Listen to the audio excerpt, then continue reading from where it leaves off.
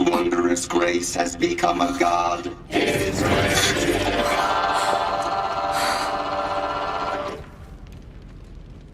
His wondrous grace has become a god. Become a god. His wondrous grace has become a god. Become a god. We as well shall become as gods. Become as gods. We as well shall become as gods. Become as gods. All of you shall become as gods. Become as gods. All of you shall become as gods. Become as gods. All of you shall become as gods. We'll all die together and become as gods.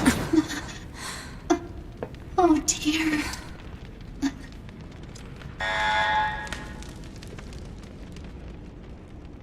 Damn it! I was right. This is shaking. That's What's up YouTube, Kevin Tribal here to talk about Nier Automata, one of my favorite games of last gen. I'm going to talk about the story, characters, music, and everything else. Nier Automata is a Japanese RPG, hack and slash, side scroller, bullet hell, slight graphic novel type game. Yeah, that's a lot to take in. Developed by Yoko Taro and Platinum Games. Platinum Games is known for games like Bayonetta and Metal Gear Rising. Yoko Taro's known for games like Drakengard 1 and Drakengard 3. He actually didn't work on 2, and he also did the original Nier. Both of these developers haven't really had much success with their games, although I think Bayonetta did okay. Yoko Taro's games have actually not sold well at all until Nier Automata. Nier Automata actually did so well that Platinum Games actually thanked Yoko Taro because this game sold, as of right now, about 5 million copies, which is really a pretty good success story. Alright, let's start with the story and characters. Nier Automata is set thousands of years after the events of the original Nier. Aliens have invaded Earth, and because of this, the humans have been forced to live on the moon. And in order to take back Earth from the machine life forms created by the aliens, the Yorha androids were created to stop the aliens and to defeat the machines so the humans could come back to Earth. That was their main purpose of being created. Which brings us to our first playable character, 2B. She's actually my favorite playable character in the game, and there's actually more to her than just her French-made costume and a nice butt. 2B is a no-nonsense individual who takes her job with Yorha very seriously. At the start of the game, 2B is very serious, but she has a soft spot for 9S. Slowly throughout the game, you can tell she deeply cares for 9S, and towards the end of playthrough A, it's very emotional to see 2B break down as she kills 9S, which is a history that keeps repeating itself. Overall, I was very attached to 2B, which made her fate in playthrough C really sad. In playthrough C, 2B gets the virus that is essentially killing her, and it's pretty hard to watch because you pretty much have to send 2B to her death as you're forced to watch her progressively being destroyed by the virus. Before 2B dies, she meets up with A2 and asks her to look after 9S for her. At this moment is the final moments of 2B, and this is where A2 pretty much takes over. And after 9S witnesses 2B's death, that's when he just goes crazy. Now our second character, 9S, aka Nines, is a hacker scouting unit and isn't really made for combat like 2B and A2. He's the second main character of the game, and I think you play as him more than you do A2 and 2B combined. 9S I like because he's like a lot different than 2B. He doesn't take his job as seriously, and he kind of has a childish like nature, but he still gets the job done. 9S's character development is a lot different than 2B's. While 9S was more carefree and, childish, once he sees A2 kill 2B, he loses it. And it's actually pretty sad slowly watching 9S become more insane as the game goes on in playthrough C. He gets very aggressive, crazy, he doesn't think logically, and it's pretty sad to see such a, happy-go-lucky character become so angry and filled with rage and revenge and just completely lose his mind. This is kind of what makes 9-2 like a good character for me. Just watching him, slowly go insane, as sad as it is pretty interesting as well. It makes 9S very interesting and stand out for me. 9S' thirst for violence takes him to a dark place as his mental state deteriorates quickly. When he finally confronts A2, if you pick his path, he kills her, sort of, but he also trips and falls on his own blade, if that makes sense. It's actually quite a sad scene to see him struggling as he's lying there in his last moments, blood all over the place. Unfortunately, that's how 9S dies, and with a lot of Yoko Taro games, there are no real happy endings. It's pretty sad and depressing, but luckily, if you continue to play through D, you get a much happier ending than, 9S just dying, laying in his own blood. Overall, though, I do like 9S, and it's really sad what happened to him. Which brings us to our last playable character, A2. Honestly, she's kind of my least favorite of the bunch, but I do like her attitude. She actually reminds me a lot of Kaine from the original Nier. She has that snarky attitude, and her back and forth with Pod is actually quite funny. A2 ultimately tries to continue 2B's legacy by trying to save 9S and trying to make sure that, she can save him. Ultimately, if you pick her path, she sorta saves 9S by hacking into him. And if you do both of them, this leads into Playthrough D, which is just amazing. Playthrough D, you have to play through. It's a very emotional experience, and honestly, all it is credits. What makes it so powerful is that as you continue to fight the credits, it eventually gets harder and harder, and then you can ask for help from other people, and it's just a very good experience with the weight of the world playing and people sacrificing their save data just so you can, get through it. It really just made the entire sequence just amazing, and it was one of the best credit sequences in any game I've ever played. And there's actually one more character I want to talk about. I want to talk about Pascal. Pascal is the leader of a robot village who is very passive and helps you throughout your journey. Pascal later in the game goes through some shit, is the best way to say it. And this is kind of what makes the whole Nier series so great. Like, this is one of the things I mentioned earlier about there not being any real happy endings and a lot of sadness and depressing stuff happening.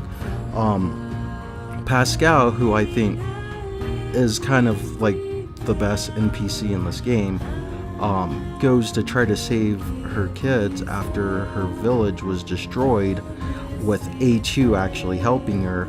And then after she fights the huge Goliath robot, which I think was such an awesome boss battle, like seeing Pascal like fight for everything that he believed in, trying to save the kids, was a very great experience. After that, though, shit goes to hell, and the kids, I guess, they committed suicide, and just watching Pascal's reaction is just messed up.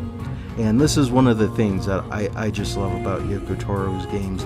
Like, it's just, very depressing, but you can choose to save Pascal by erasing her memories or destroying her, or hell, even walking away, which is what I did, just because I feel like it would make her a stronger person to live with it.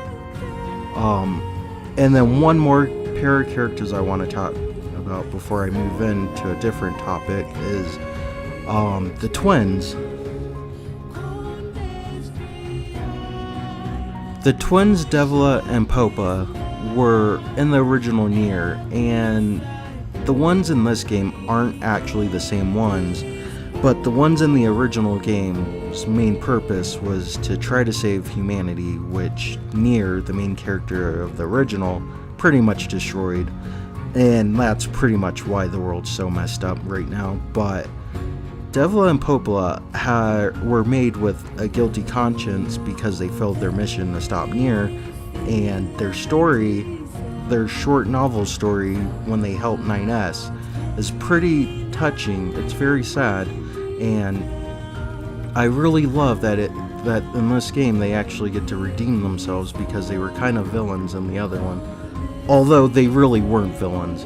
That's kind of a running theme with these Nier games, that no one's actually right and no one's actually wrong. There's always two sides to two different stories.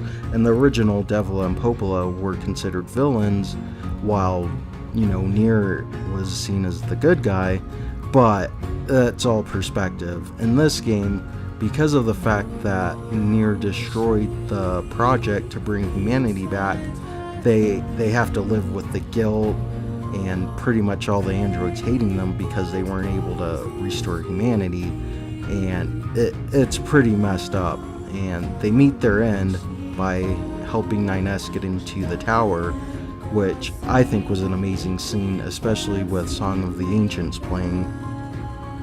Now, moving from story and characters, I really want to talk about the music. Nier Automata's music is just godly. It actually won the Best Music Award the year it was released. I love the soundtrack so much. And here, have a listen.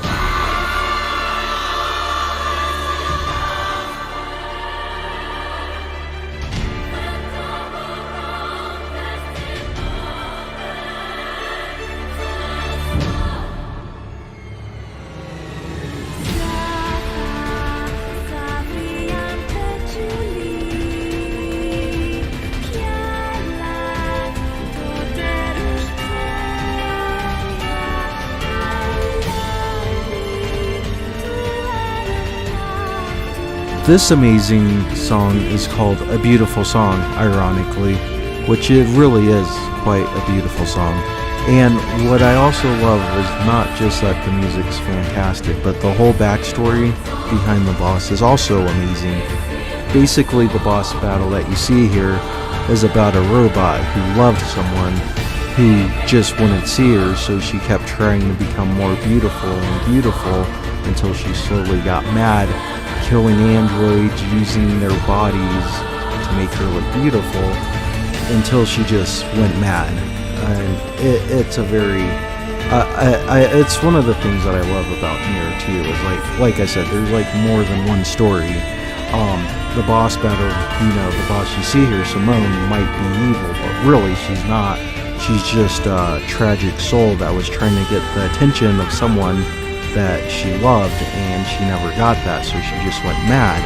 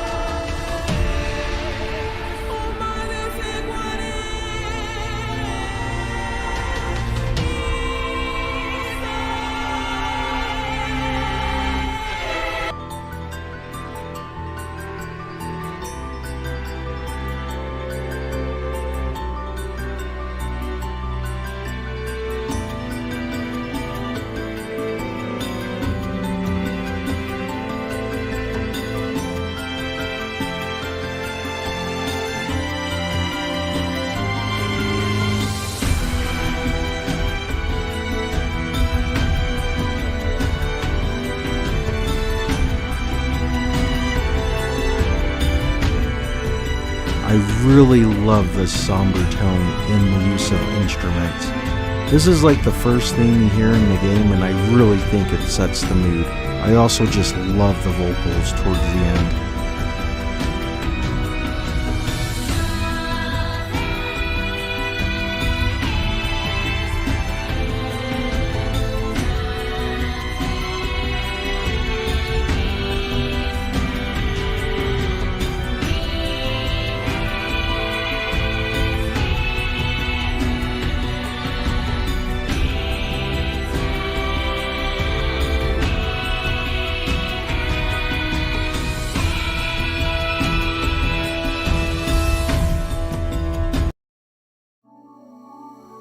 And now let's talk about my favorite part of the game, which is the gameplay.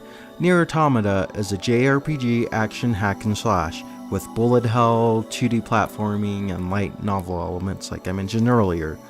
The gameplay was made by Platinum Games, and it's a very fast-paced game.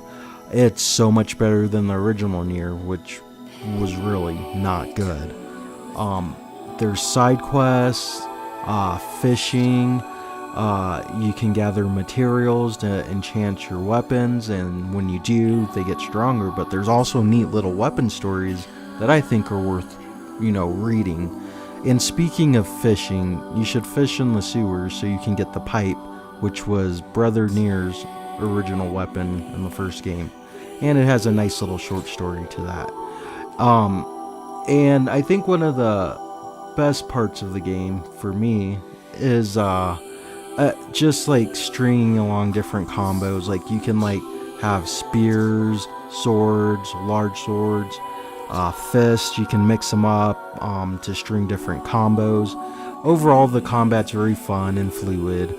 And if you're not fighting, doing side quests and whatnot, then you can gather materials to make your weapons stronger or to upgrade your pod.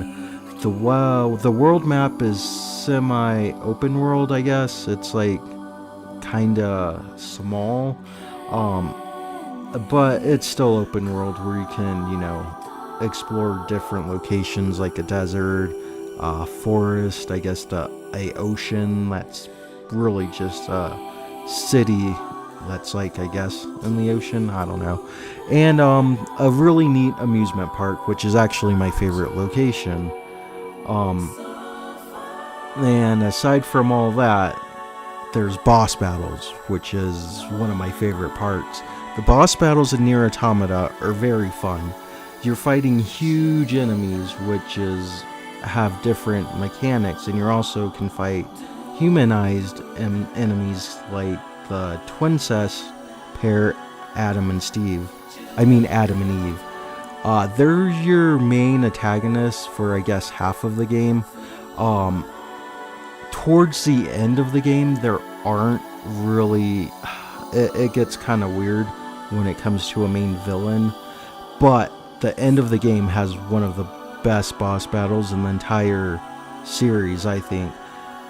It's like you're fighting on an elevator and you're switching between A2, 9S. You're going through, fighting the enemy and then switching to bullet hell, and you're ascending with an amazing soundtrack, Bipolar Nightmare. It was just an amazing boss. And then once you actually reach the top, you're still switching off between 9S and A2, and it's just an amazing boss battle, the best in the game. And there are other good boss battles, like I mentioned earlier, like Simone, the beautiful robot, was a pretty fun one. Adam and Eve are pretty great boss battles as well, because they're really the only human type bosses that you fight, aside from A2 and 9S later towards the end of the game. And when you're fighting enemies, the same size, for some reason it's always a lot funner than fighting big, huge, machines. But overall, the boss battles are great, and it's one of my favorite parts of the game. Well, I think that's a lot that I have to say about this game. There's probably so much, but I just can't think of everything right now for this first review of Nier Automata. I would definitely like to cover this again once I get better at making videos, but for now, I just wanted to get my thoughts out there because I love this game and I can talk about this game forever. I hope you guys enjoyed this video, and if you liked it, like and subscribe. It'll help me do more content. And that's it. Thanks. Kevin Tribal signing out. Bye.